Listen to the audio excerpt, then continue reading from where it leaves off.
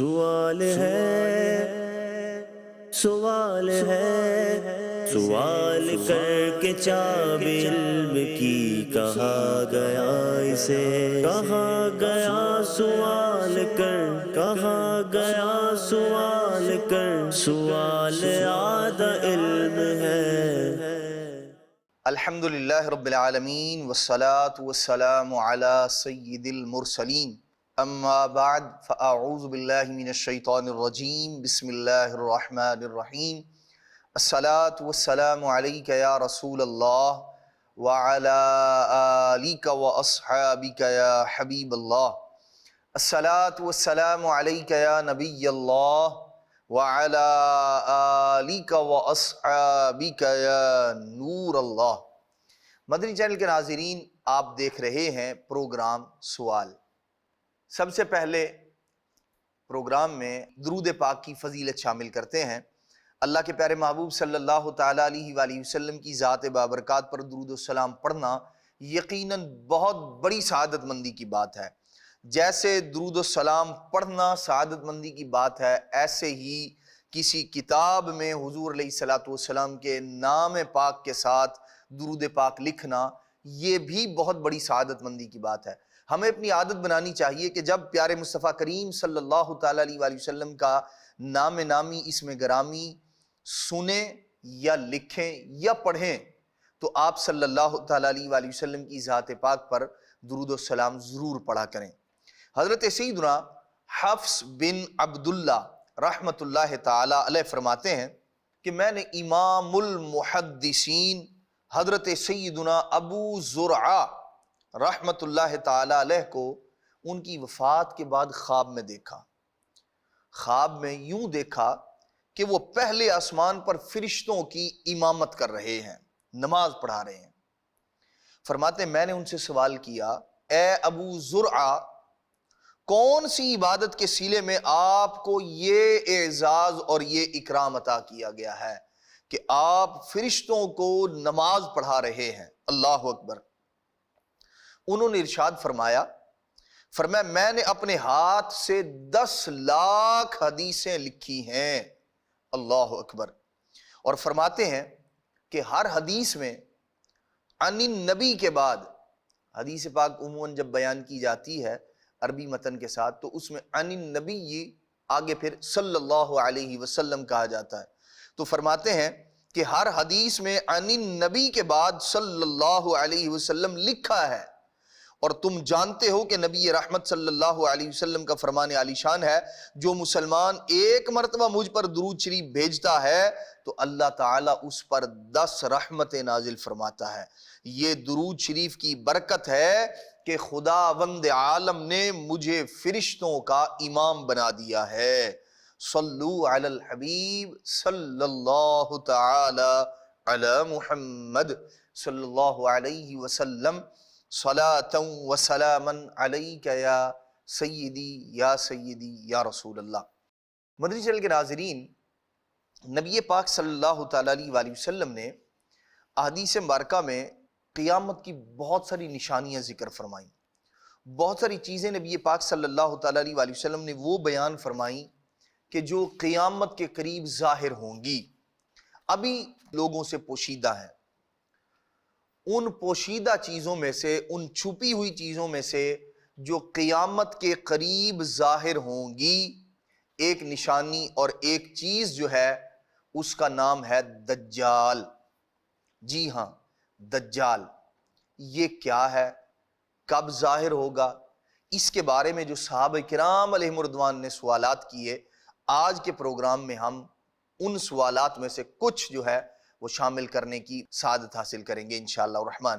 دجال کے بارے میں مسلمانوں کا عقیدہ اور نظریہ یہ ہے، حضرت امام قرطبی رحمۃ اللہ تعالی فرماتے ہیں کہ دجال اور قرب قیامت اس کے ظاہر ہونے پر اعتقاد رکھنا برحق ہے، عقیدہ رکھنا کہ یہ قیامت کے قریب ظاہر ہوگا۔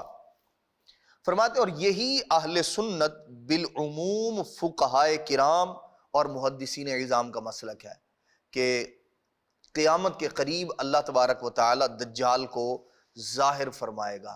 یہ ہے کیا؟ کس طرح کا ہے؟ کسی انسان کا نام ہے، کوئی انسان ہے یا کوئی جانور ہے، اس کے حوالے سے بہت ساری معلومات آج ہم انشاءاللہ اپنے پروگرام میں شامل کریں گے۔ بڑھتے ہیں پہلے دجال کے بارے میں کیے گئے سوال کی جانب، اور وہ سوال کیا ہے؟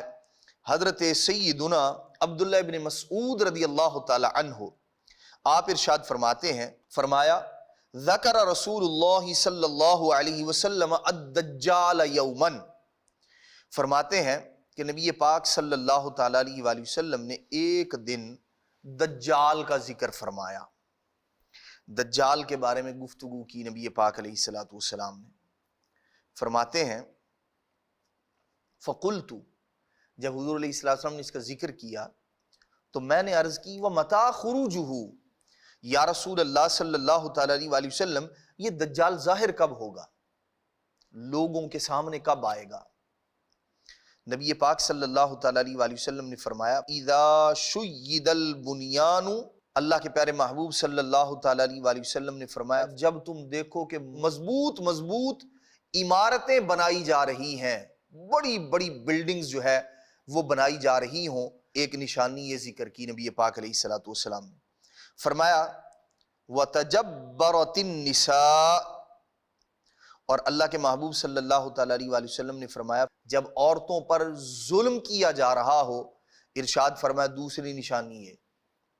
حضرت سیدنا عبداللہ ابن مسعود رضی اللہ تعالی عنہ نے نبی پاک صلی اللہ تعالی علیہ وآلہ وسلم کی بارگاہ میں عرض کی یا رسول اللہ جب یہ نشانیاں ہوں گی فمتی خروجہ، یا رسول اللہ پھر وہ ظاہر کب ہوگا، لوگوں کے سامنے کب آئے گا؟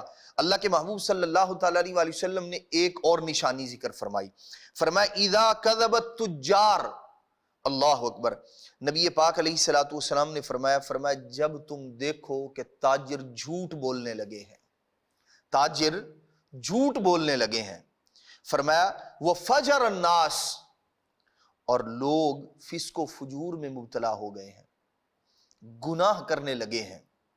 قلت، فرماتے ہیں فَإِذَا كَانَ كَذَلِكَ، یا رسول اللہ صلی اللہ تعالی علیہ وآلہ وسلم جب یہ نشانیاں جو آپ نے ارشاد فرمائیں جب یہ ظاہر ہو جائیں، جب ایسا ایسا ہو جائے فَمَتَىٰ خُرُوجُهُ، پھر وہ آئے گا کب یا رسول اللہ صلی اللہ تعالی علیہ وآلہ وسلم؟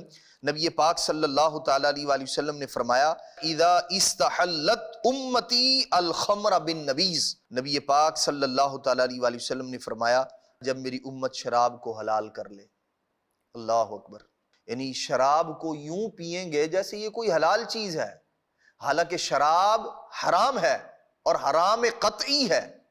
نبی پاک صلی اللہ تعالی علیہ وآلہ وسلم نے پھر فرمایا اللہ اکبر، فرمایا وَالزِّنَاءَ بِالنِّكَاحِ فَهُنَالِكَ خُرُوجُ الدَّجَّالِ، او کما قال علیہ الصلوۃ والسلام، نبی پاک صلی اللہ تعالی علیہ وآلہ وسلم نے فرمایا جب نکاح کے ذریعے لوگ بدکاری کرنے لگیں، نام نکاح کا ہوگا لیکن حقیقت میں وہ کام بدکاری پر مشتمل ہوگا۔ جیسے مختلف جگہوں پر آج بھی ہمارے معاشرے میں اس طرح کے لوگ موجود ہیں جو نام تو نکاح کا کر رہے ہوتے ہیں لیکن نکاح کی شرائط نہیں پائی جا رہی ہوتی اس کے اندر، ایک مخصوص وقت کے لیے، مخصوص مدت کے لیے، 1 دن 2 دن 4 دن کے لیے نکاح کر لینا اور یہ سمجھنا کہ یہ شرعی نکاح ہے، حالانکہ ایسے نکاح کا شریعت میں، اسلام میں کوئی تصور نہیں ہے۔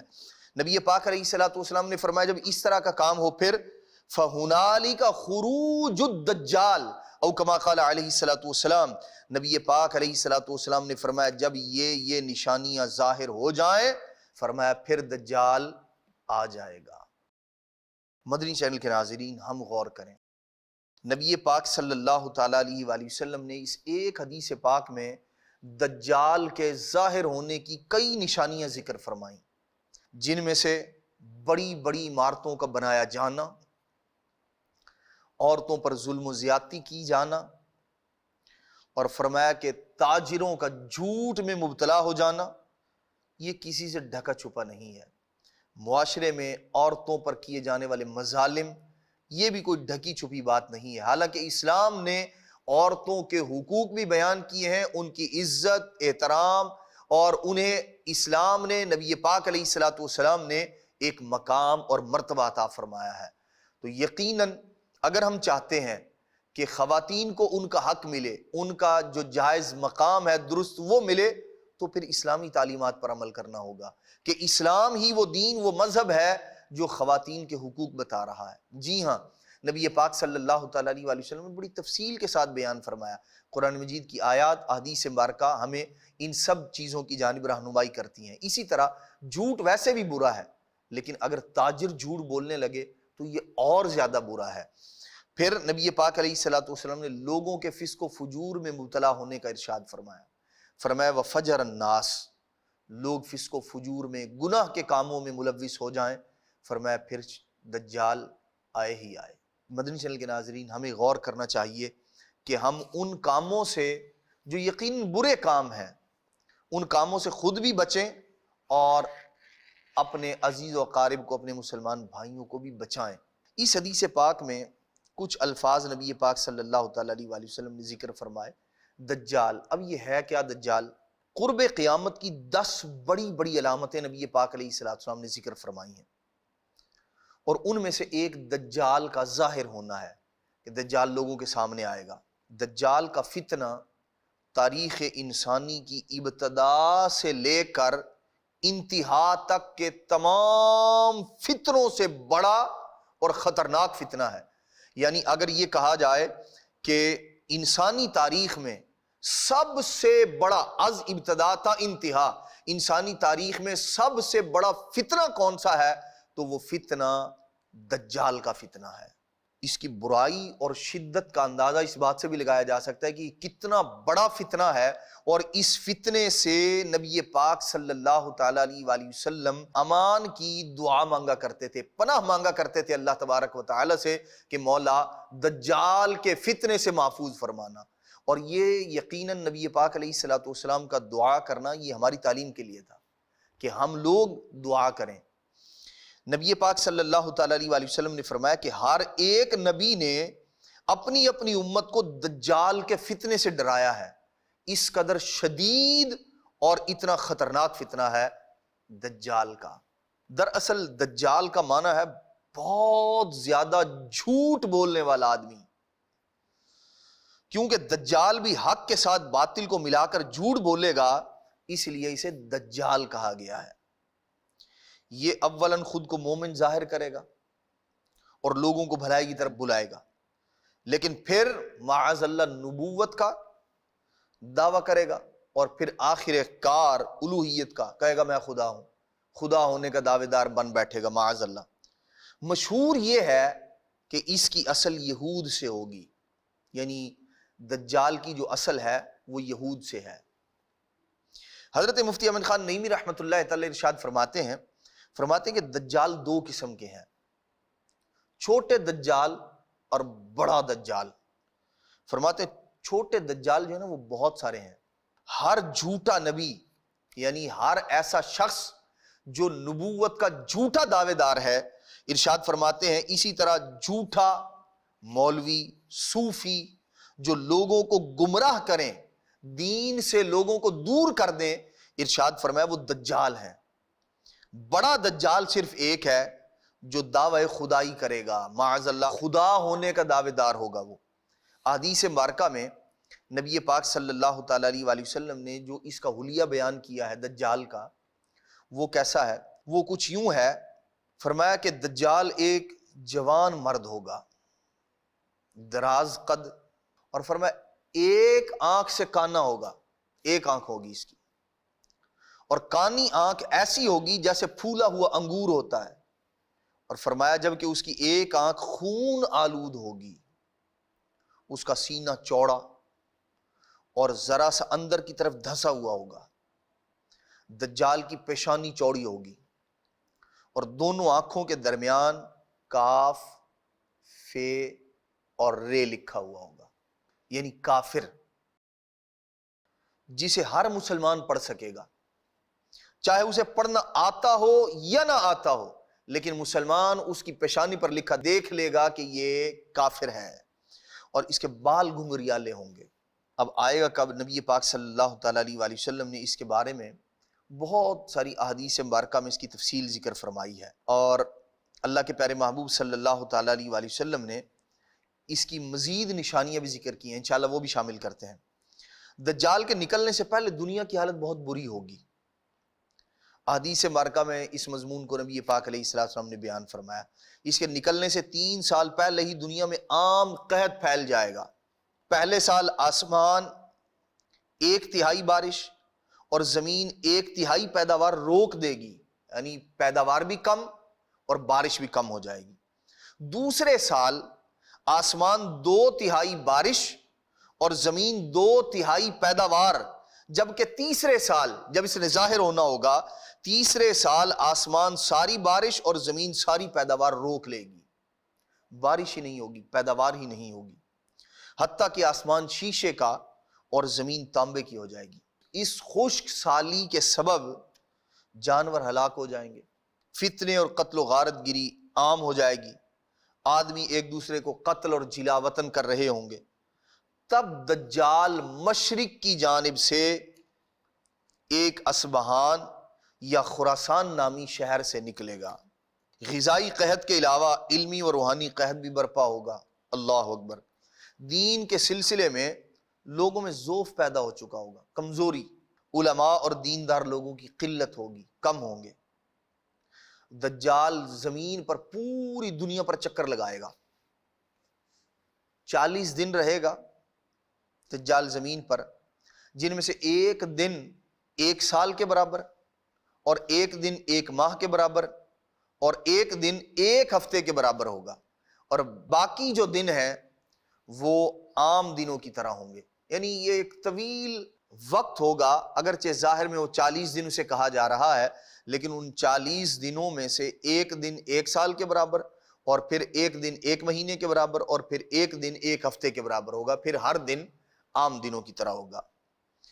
اس مدت میں دجال کی جو سواری حدیث پاک میں اس کا ذکر کیا گیا ہے وہ گدھا کہا گیا ہے۔ یہ گدھے پر سواری کرے گا وہ، اور ساری دنیا کا چکر لگائے گا۔ گدھے کا جسم اتنا بڑا ہوگا جو حدیث پاک میں ذکر کیا گیا کہ وہ دونوں کانوں کا، اس کے جو دونوں کان ہوں گے نا گدھے کے، دونوں کانوں کا درمیانی فاصلہ 40 ہاتھ کے برابر ہوگا۔ اتنے بڑے گدھے پر سوار ہوگا وہ گدھا۔ اپنے گدھے پر سوار ہو کر ساری دنیا کا چکر لگائے گا، اور اس کے گدھے کی رفتار کا عالم یہ ہوگا کہ 1 قدم اٹھائے گا تو 1 میل کی مسافت طے کر لے گا، اور روئے زمین کا کوئی میدانی، صحرائی، پہاڑی علاقہ ایسا نہیں بچے گا جہاں وہ نہ پہنچا ہو۔ ہاں، دنیا میں 2 شہر ایسے ہیں جہاں اللہ تبارک و تعالی اسے پہنچنے سے روک دے گا۔ جن پاکیزہ شہروں کی حفاظت اللہ تبارک و تعالی اپنے فرشتوں کے ذریعے فرمائے گا۔ وہ 2 شہر کون سے ہیں؟ مکہ مکرمہ اور مدینہ طیبہ۔ مدینہ طیبہ اور مکہ مکرمہ پر فرشتوں کا پہرا ہونے کی وجہ سے ان میں داخل نہیں ہو سکے گا، بلکہ مدینہ کے باہر دلدلی زمین میں پڑاؤ ڈالے گا، وہاں رکے گا۔ اور مدینہ شریف میں زلزلے کے 3 جھٹکے آئیں گے، ہیلے کی زمین، جس کی وجہ سے جو کافر یا منافق وہاں جا کر رہ رہے ہوں گے وہ نکل کے بھاگیں گے، اور جیسے ہی بھاگیں گے دجال انہیں ملے گا۔ انہیں اس روز مدینہ پاک ہر منافق اور فاسق مرد و عورت سے پاک ہو جائے گا۔ اسی لیے اس دن کا نام یوم الخلاص بھی ہے، اور بعض روایت کے مطابق بیت المقدس اور کوہ طور پر بھی نہیں جا سکے گا۔ بڑی بڑی شعبدے بازیاں دکھائے گا، عجیب و غریب قسم کی جو ہے وہ اس کے پاس چیزیں ہوں گی۔ کوئی کسی کو زندہ کر دے گا، کسی کو مار دے گا، مردے کو زندہ کر دے گا، بارش برسا دے گا، جو بنجر بیابان زمین ہوگی اس کو آباد کر دے گا۔ یہ شعبدے بازیاں ہوگی اس کی ساری کی ساری۔ دجال کے ساتھ روٹیوں کے پہاڑ ہوں گے، کیونکہ قحط پڑا ہوا ہوگا۔ دجال کے پیروکاروں کے علاوہ باقی لوگ سخت تکلیف میں ہوں گے۔ اس کے ساتھ 2 نہریں ہوں گی، جن میں سے ایک کو جنت اور دوسری کو دوزخ کہے گا۔ در حقیقت جسے وہ جنت کا نام دے گا وہ دوزخ ہے، اور جسے وہ دوزخ کہے گا حقیقت میں وہ جنت ہے۔ اس کے کہنے پر آسمان سے پانی برسے گا۔ یہ وہ عجیب و غریب کام کرے گا، لوگ جو بے ایمان ہوں گے وہ یہ سمجھیں گے کہ شاید یہی مسیحا ہے، اس کے پاس اتنی طاقت ہے، اتنی پاور ہے، لیکن یہ سب کا سب کیا ہوگا؟ دھوکہ اور فریب ہوگا، کیونکہ اس کا نام ہی دجال ہے، بہت بڑا جھوٹا۔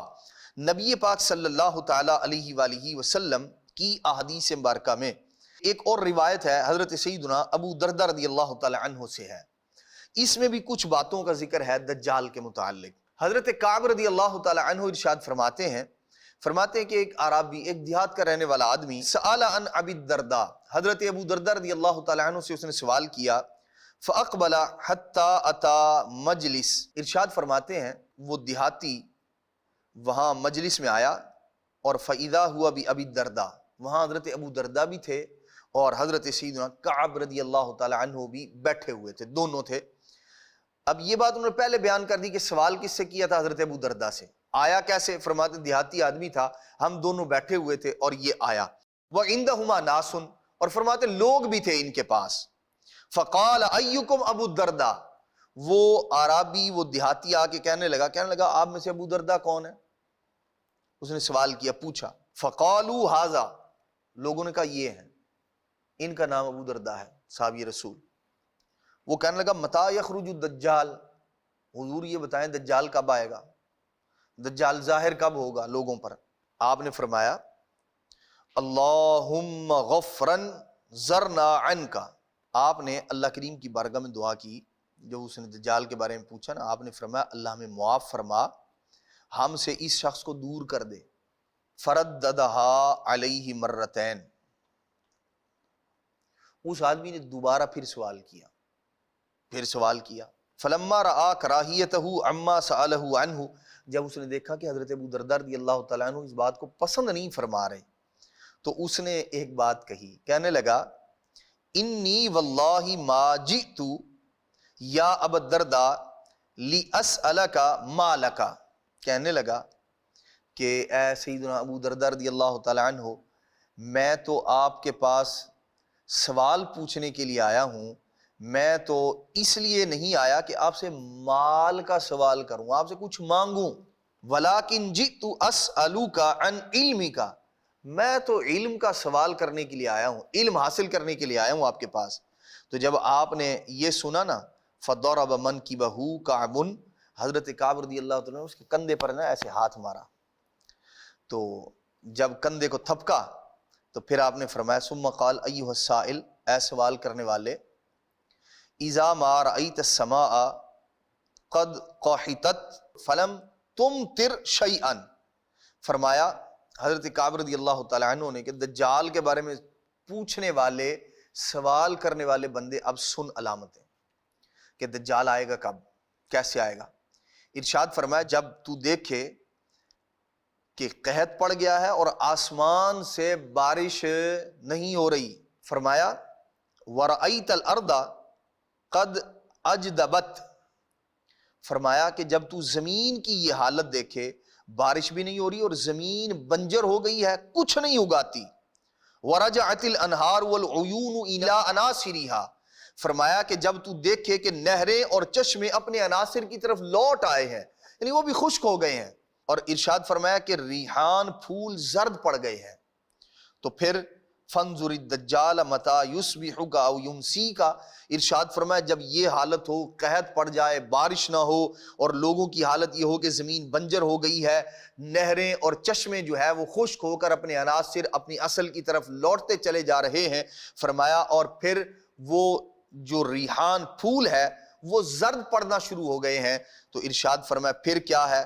فانظر الدجال متی یصبح او یمسی کا، فرمایا پھر ایسا ہوگا صبح دجال آئے یا شام کو آئے، حالت و کیفیت ایسی ہو چکی ہوگی۔ حضرت سیدنا ابو درداء رضی اللہ تعالیٰ عنہ اور حضرت سیدنا کعب رضی اللہ تعالیٰ عنہ کی یہ روایت بھی ہمیں دجال کی کچھ نشانیاں بتا رہی ہے کہ دجال کے آنے سے پہلے جو زمین میں جو نشانیاں ظاہر ہوں گی، ان کا قحط، زمین کا بنجر ہو جانا، بیابان ہو جانا، بارش نہ برسنا، لوگوں کا قحط میں مبتلا ہو جانا، اور پہلی روایت کے اندر بڑی بڑی عمارات کا تعمیر کیا جانا، یہ ہمارے معاشرے میں عام ہے، ہم دیکھ رہے ہیں دنیا جہان میں، اور یہ تو یوں کہہ لیں کہ شاید ایک مقابلے کی فضا جو ہے وہ پیدا ہو چکی ہے، ایک ملک سب سے بڑی بلڈنگ بناتا ہے، مقابلے میں دوسرا ملک کہتا ہے میں اس سے بڑی بلڈنگ بناؤں گا، بڑی بڑی عمارتوں کا ایک تسلسل ہے، اور یہ پیش خیمہ ہے دجال کے آنے کا۔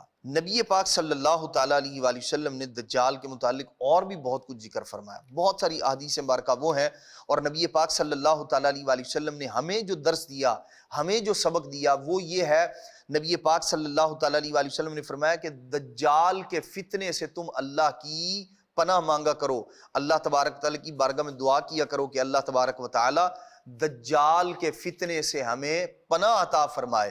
اور نبی پاک صلی اللہ تعالیٰ علیہ وآلہ وسلم خود بھی اس سے پناہ مانگا کرتے تھے، وہ تو محفوظ ہیں اللہ تبارک و تعالیٰ کی جانب سے، وہ تو اللہ کے پیارے نبی ہیں، ان کا دعا کرنا اس لیے تھا تاکہ امت کو سبق حاصل ہو، درس ملے کہ جب اللہ کے نبی علیہ الصلوۃ والسلام دجال سے اللہ کی پناہ مانگ رہے ہیں تو ہم امتیوں کو زیادہ چاہیے کہ ہم ہر نماز کے بعد اللہ تبارک تعالیٰ کی بارگاہ میں دعا کریں کہ اے اللہ ہمیں مسیح دجال کے فتنے سے یا اللہ ہم سب کو محفوظ فرما۔ اللہ تبارک و تعالی نبی پاک صلی اللہ تعالیٰ علیہ وآلہ وسلم کا صدقہ دجال کے فتنے سے ہم سب کو محفوظ اور مامون فرمائے، آمین بجاہ النبی الامین صلی اللہ تعالی علیہ وآلہ وسلم۔ سوال ہے